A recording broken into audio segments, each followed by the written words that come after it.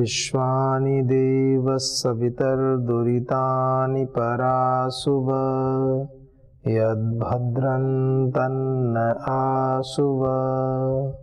ॐ शान्तिः शान्तिः शान्तिः। ॐ श्री परमात्मने नमः। ॐ श्री गुरुभ्यो नमः। ॐ सर्वेभ्यो नमः। ओम। वैदिक संस्कृति में आप सभी का स्वागत है। वैदिक संस्कृति हमारी अपनी संस्कृति और बड़े गौरव की बात है कि जिस देश में और जिस काल में हम सब उत्पन्न हुए हैं, एक महान, एक अमृत काल, एक अमृत बेला, ऐसा एक समय चल रहा है जिसमें हम अपने समस्त जो भी निर्देशित कर्म है, जो नियत कर्म है, उनका अनुपालन हम कर सकते हैं। तो हम चर्चा कर रहे हैं अग्निहोत्र के मंत्रों के विषय में, जो हमारे वैदिक ऋषियों ने एक विधा प्रतिपादित की है और धीरे धीरे उसमें संशोधन होते होते वो हमारे सामने उपस्थित है। जिस प्रक्रिया का पालन भगवान श्री राम, भगवान लक्ष्मण, भगवान कृष्ण, भगवान भग ऐश्वर्य से बनाए, जो ऐश्वर्य संपन्न है, शक्ति संपन्न है, जिनके जीवन में सद्गुणों का आधान है, ऐसे सभी महापुरुष जो दिव्य गुणों से युक्त हैं, ईश्वरीय गुणों से युक्त हैं, ईश्वर के गुणों की अनुपालना करने के पश्चात उनके जीवन में उन गुणों का आधान हो जाता है, उनको भगवान कहते हैं। तो ऐसे समस्त महापुरुष हमारे माता पिता, पूर्वज, जो अत्यंत सात्विकता से अपने जीवन को जीते हैं, जिन्होंने अपने जीवन को यज्ञीय बनाया है, समाज कल्याण के कार्यों में लगाया है, वो सभी माता पिता भी धन्य है, वो भी भगवान की श्रेणी में। पहले भगवान तो अपने घर में ही होते हैं, माता पिता के रूप में, बुजुर्गों के रूप में, वो सभी हमारा कल्याण करने के लिए तत्पर होते हैं। गुरु आचार्य सभी इसी श्रेणी में आते हैं। तो विषय आया कि जब एक ऐसी व्यवस्था बना दी गई है कि उस परम पिता परमेश्वर, जिसने समस्त ऐश्वर्यों को बनाया है,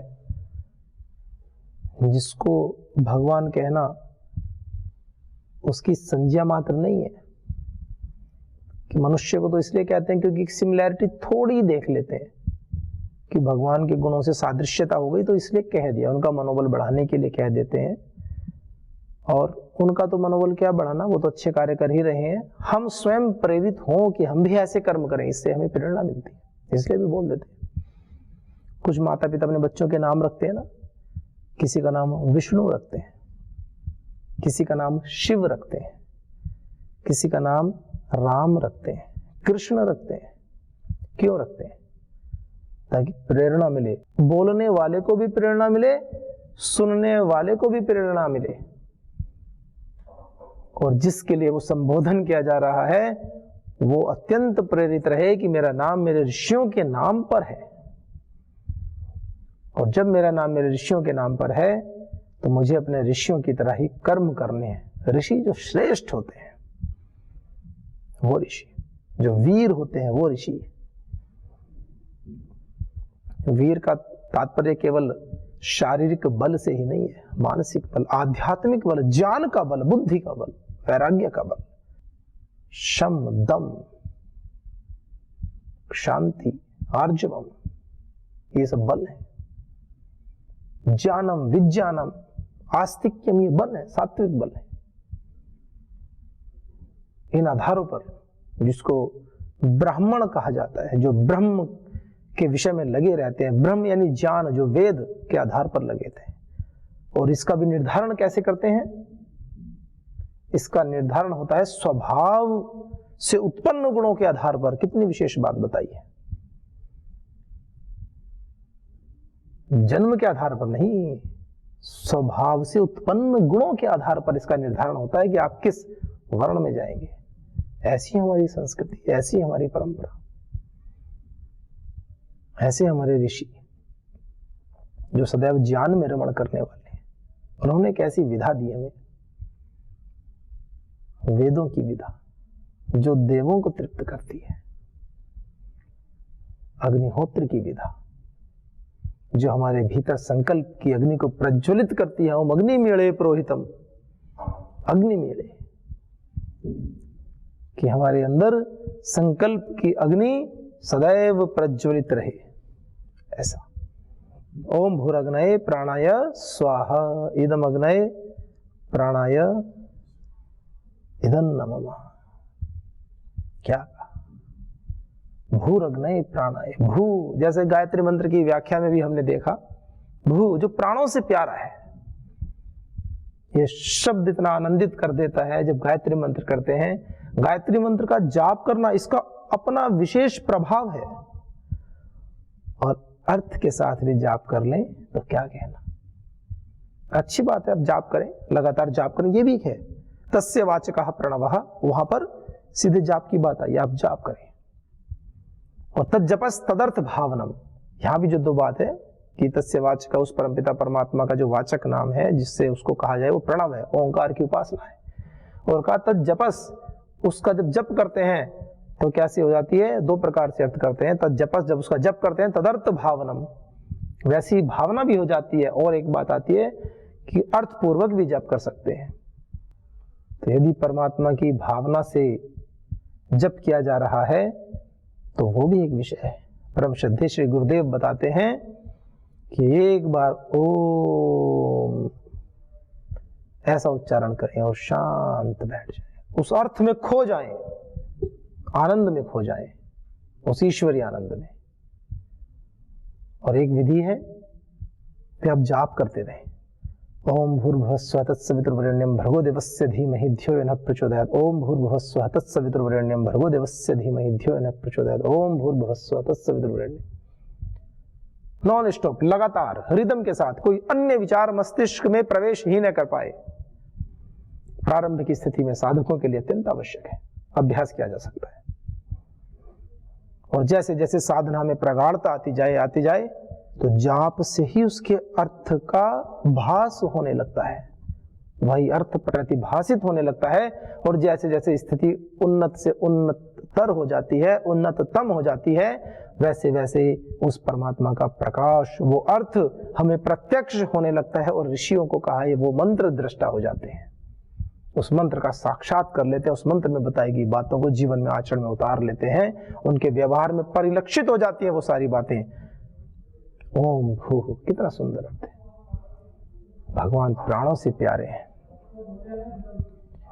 प्राणों से प्यारे हैं, अर्थात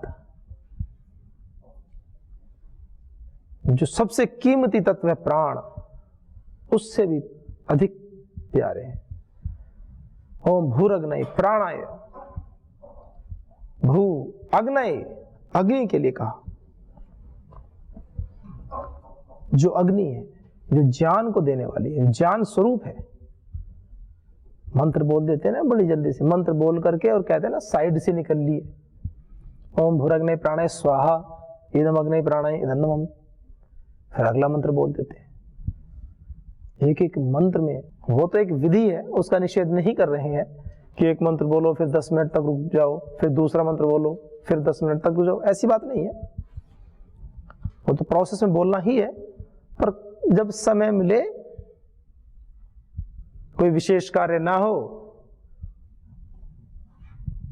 अग्निहोत्र के मंत्रों का स्वाध्याय करो। इसलिए स्वाध्याय करो कि जिन ऋषियों ने समस्त वेदों के मूलभूत तत्व को निकाल करके एक ऐसी दिनचर्या बना दी है कि जो कुछ न कर सके वो अग्निहोत्र को करे।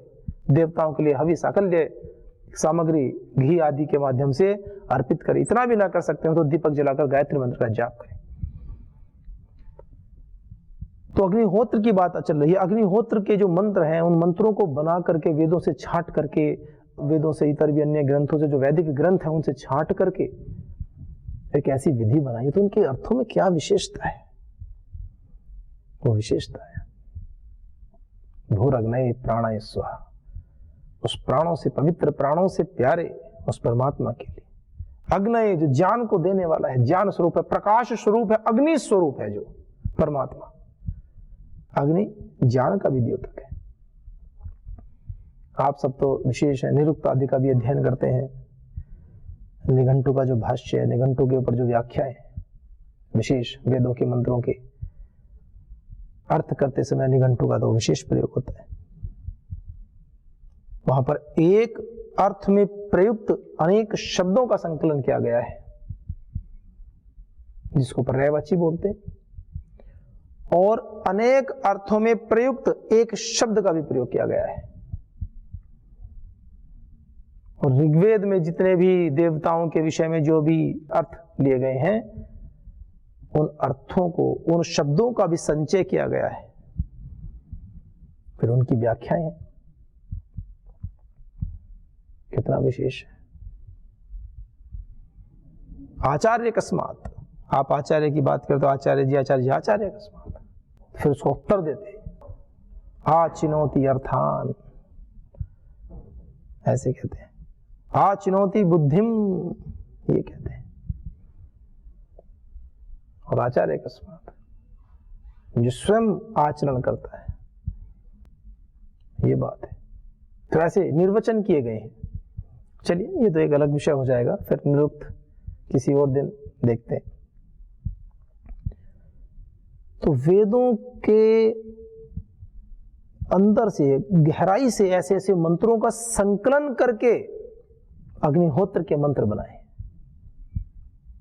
ओम भूरग्नये प्राणाय स्वाहा, भू प्राणों से पर, अग्नि उस अग्नि स्वरूप, उस ज्ञान स्वरूप परमात्मा के लिए है। प्राणाय जो प्राणों से प्यारा है, प्राणों के लिए, जो प्राणों का देने वाला है, उस परमात्मा के लिए स्वाहा सुक्षेपणे, मैं छोड़ रहा हूं अपने समस्त विकारों को, समस्त दुर्भावनाओं को, समस्त आसक्तियों को, संग का त्याग और फल का त्याग, कर्म की भी आसक्ति का त्याग और फल की भी आसक्ति का त्याग, सब छोड़ रहा हूं। आज तक जो हो गया ना, वो भी छोड़ रहा हूं। दुखी हो जाते हैं, डिप्रेशन में चले जाते हैं, सुसाइड कर लेते हैं, आत्महत्या कर लेते हैं, मर जाते हैं, छोड़ नहीं पाते। जो कोई बुरी घटना हो गई या बुरा कोई विषय हो गया, कोई ऐसी बात घटित हो गई, कोई गलती हो गई, उससे ऊपर नहीं जा पाते। यज्ञ करो ना, आज किसी वजह से कोई गलती हो भी गई, स्वाहा, अग्नि है ना, परमात्मा है ना, कर दो स्वाहा। और आध्यात्मिक साधक तो अपने सुखों का भी स्वाहा कर देता है। आज जितने पुण्य कर्म किए हैं, हे प्रभु, उनकी आसक्ति का भी स्वाहा। कोई पुण्य कर्म की भी आसक्ति ना रहे जीवन में। पुण्य कर्म का भी जब आसक्ति वाला भाव उत्पन्न हो जाता है मन में, तो वो भी क्लेश है। पुण्य की भी आसक्ति ना हो और पाप तो करने का विषय नहीं है। फिर जीवन कर्तव्य कर्म में नियत होने लगता है। फिर कर्तव्य भावना से कर्म होते हैं कि बस ये हमें करना है। आगे का प्रश्न समाप्त। हमारी प्रशंसा होगी, हमें इनाम मिलेगा, हमें पारितोषिक मिलेगा, वो विषय ही समाप्त। कर्म करते ही आपने आनंद ले लिया, बस ये कर्म मेरे प्रभु के लिए है, उसमें जो आनंद है। फिर कर्म करने के बाद समाप्ति होने पर उस किए गए कर्म से, कृत कर्म से फल लेने की आकांक्षा समाप्त। इसलिए कहा ओम भूरग्नये प्राणाय स्वाहा, कर दो जीवन में जितना भी है। शुभ का स्वाहा करना बड़ा मुश्किल होता है, सुनने में तो बात ऐसे लगेगी। अशुभ का स्वाहा तो सब कर देते हैं, शुभ का स्वाहा करना बड़ा कठिन है। लेकिन शास्त्र तो इस ओर प्रेरित करते हैं। शुभ का स्वाहा ना भी कर पाओ, अशुभ का तो अवश्य कर देना चाहिए। और जब आपके जीवन में सदैव शुभ ही होता रहेगा, शुभ ही होता रहेगा, तो एक दिन वो भी आएगा कि जब शुभ की आसक्ति से आप रहित हो जाओगे और आपके जीवन से, आपसे जो भी कर्म होगा वो शुभ ही शुभ होगा, अशुभ होगा ही नहीं। और जब कर्म सहज हो जाते हैं, जब शुभ कर्म इतने सहज हो जाते हैं, इतने सहज हो जाते हैं, तो वो शुभ कर्म आपको बांधते नहीं है, वो एक सहज प्रवाह हो जाता है और आप धीरे धीरे उन शुभ कर्मों से भी छूट जाते हो। कर्मों से छूटना मतलब कर्म करना बंद करना नहीं है। कर्म तो आपसे शुभ ही होंगे, फिर अशुभ का तो प्रश्न ही नहीं होगा, लेकिन आपको शुभ कर्म करने के लिए विचार या चिंतन नहीं करना पड़ेगा, क्योंकि आपका स्वरूप स्वतः ही शुभ स्वरूप हो जाएगा। जैसे कोयल का स्वरूप है, उसकी वाणी मीठी है, उसका स्वरूप बन गया मीठी वाणी। अब वो बोलेगी तो मीठा ही बोलेगी, वो स्वरूप बन गया। उसको सोचना नहीं पड़ेगा कि मुझे मीठा बोलना है, अब मैं मीठा बोलूं। मनुष्य को तो बहुत सोचना पड़ता है। वो एक उदाहरण के लिए आप कह सकते हैं कोयल के पास तो दूसरा ऑप्शन ही नहीं है। उदाहरण तो एक अंश में दिए जाते हैं समझने के लिए। मनुष्य को ही समझा सकते हैं, कोयल को तो समझा नहीं सकते ना। कि कोयल तो मीठा बोले, चाहे कौवा कर्कश बोले, भोग योनि है, कर्म तो उनके बनते नहीं है, वो तो कर्म के फल को भोग रहे हैं। मनुष्य कर्म के फल को भोगने के साथ साथ नित्य नूतन नवीन कर्म का सृजन करने की सामर्थ्य भी रखता है, और ऐसी सामर्थ्य परमात्मा ने केवल मनुष्य को दी है। मनुष्य स्वयं को मनुष्य मानना नहीं चाहता, यह बड़ी समस्या। मनुष्य का सबसे बड़ा दुश्मन यदि कोई है तो वो स्वयं है।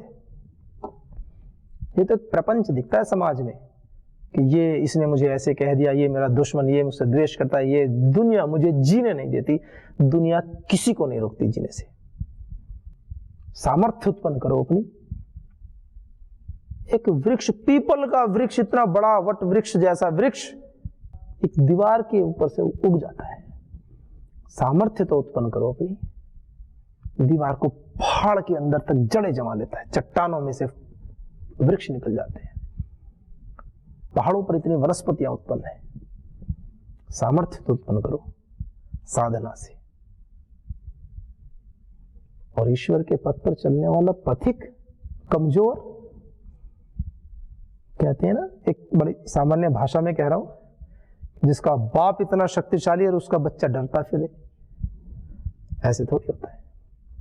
वो परमपिता परमात्मा इस चराचर जगत का जो बनाने वाला है, जो सृजन करने वाला है और उसका नाश करने वाला है। सृजन करने वाले से तो डर नहीं लगता, लेकिन जो नाश करने की सामर्थ्य रखता है तो डर लगता है ना। जो रुद्र है, जो भयंकर से भी भयंकर है, समस्त सबसे बड़े जो अपने आप को दुष्ट मानते हैं उन दुष्टों का भी संहार करने वाला है, जितनी सामर्थ्य उस ईश्वर के नियमों में है, उसका साक्षात पुत्र होकर के, आध्यात्मिक पथ के साधक तो पुत्र ही होते हैं, पुत्र पुत्रियां एक ही बात है, संतान, उनका तो डायरेक्ट कनेक्शन होता है, बीच में कोई बैरियर नहीं।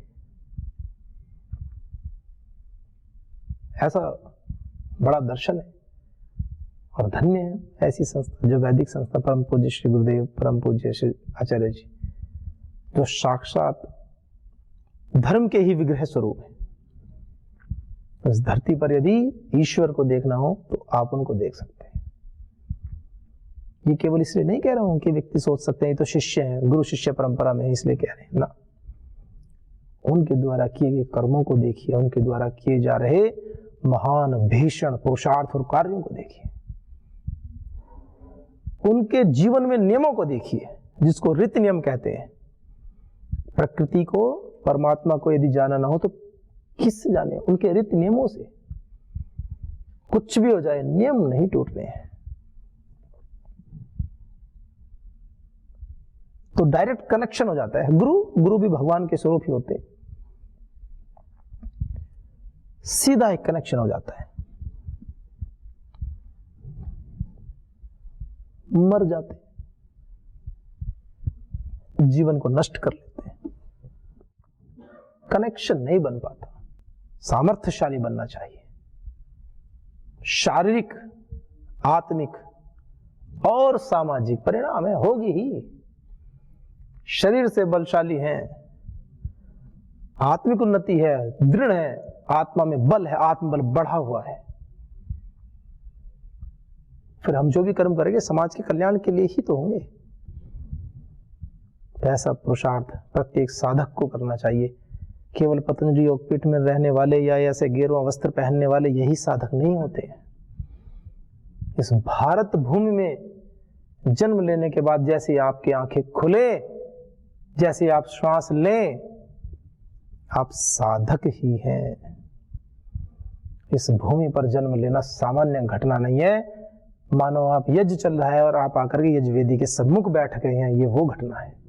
बस यज्ञ में आहुति डालते जाओ, इतना बड़ा सौभाग्य है। आपने देखा है ना, जैसे कोई शिविर होते हैं बड़े बड़े, तो यज्ञ वेदी पर जैसे यज्ञ होता है, तो जो वेदी के चारों ओर बैठे रहते हैं याज्ञिक व्यक्ति, तो जब मंत्र पाठ होता है और जब कहते हैं कि स्थान बदल लो, तो जो बाहर अन्य व्यक्ति बैठे वो आ जाएं, ऐसे टूट कर पड़ते हैं।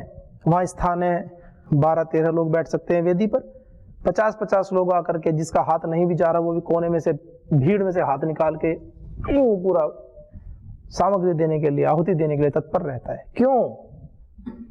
उनको भी पता है श्रेष्ठ कार्य है, उनको भी पता है।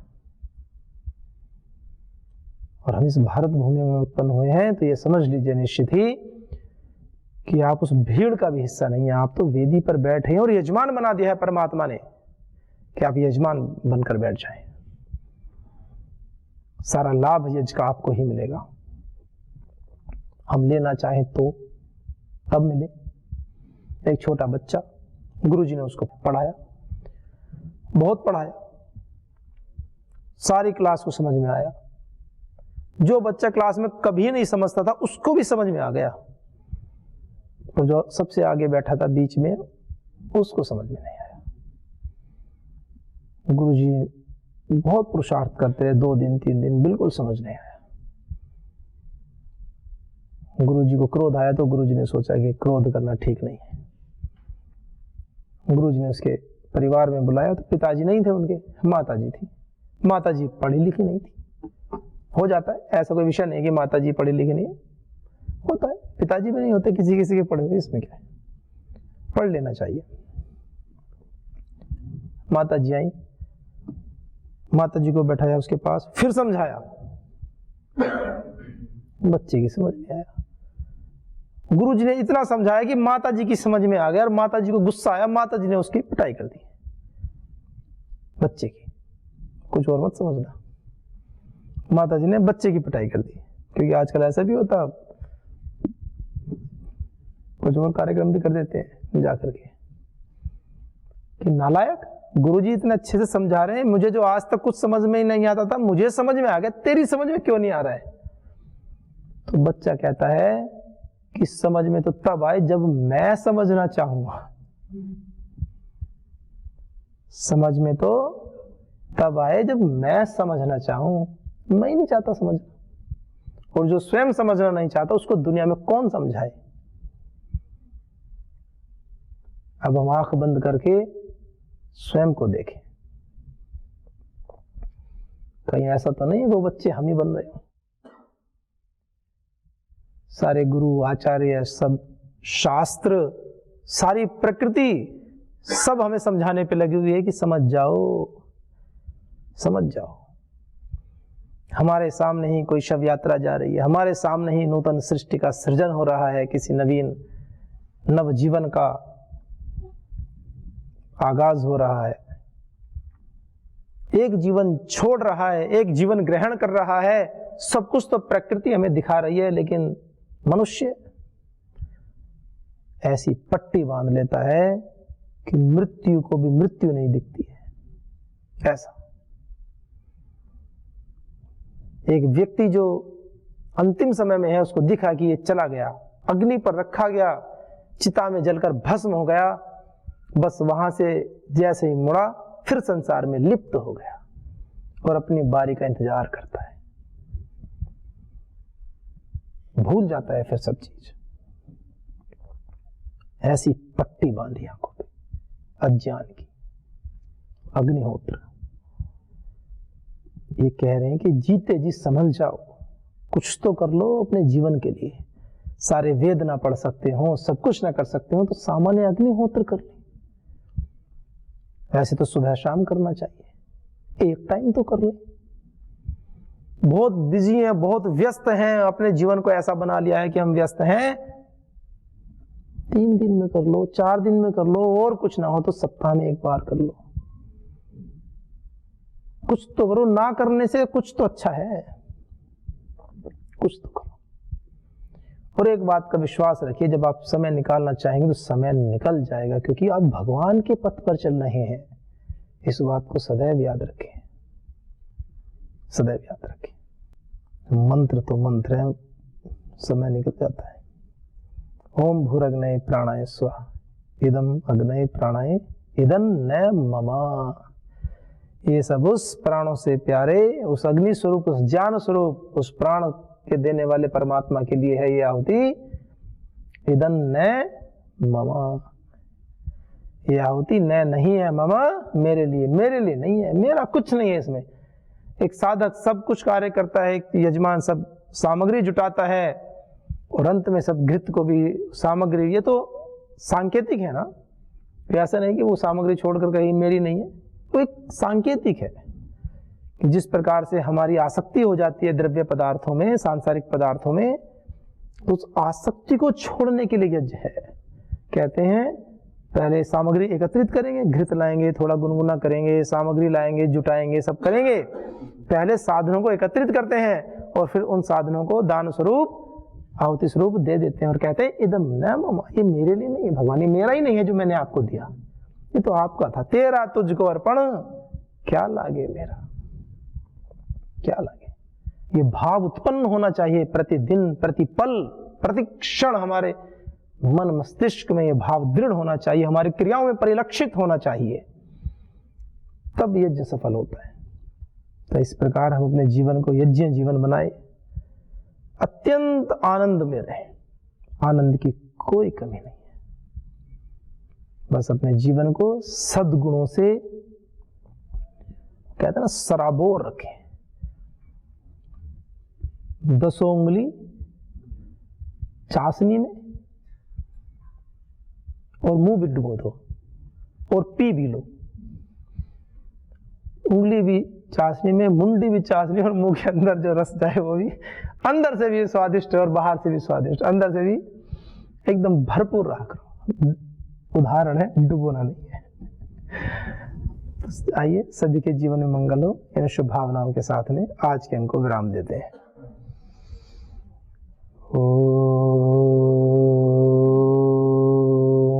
शांति शांति शांति। ओम श्री परमात्मने नमः। ओम श्री गुरुभ्यो नमः। ओम सर्वेभ्यो नमः।